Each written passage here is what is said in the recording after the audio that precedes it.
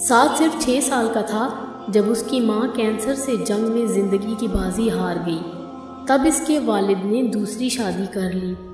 माँ की वफ़ात के बाद साद कुछ सहमा सहमा और खामोश रहने लगा था। वालिद इसके लिए बहुत फ़िक्रमंद थे। वो बीवी से कहते कि साद का बहुत ख्याल रखे और इसको माँ का प्यार दे, और वो इनको ये कह के मुतमईन कर देती कि बिन माँ का बच्चा है, मैं क्यों कर इसका ख्याल नहीं रखूँगी।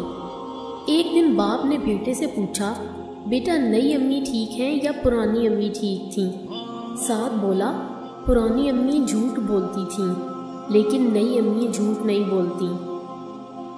बाप ने पूछा वो कैसे?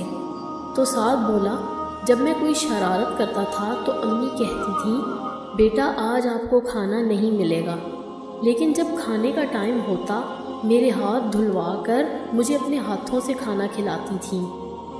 और एक दिन नई अम्मी ने भी यही कहा कि शरारत की तो खाना नहीं दूंगी, और आज मैंने शरारत की है तो सुबह से भूखा प्यासा रखा है। या अल्लाह सबकी माएँ सलामत रहें, और जिनके वालिदैन इस दुनिया में नहीं हैं इनको जन्नत में आला मकाम अता फरमाए। आमीन।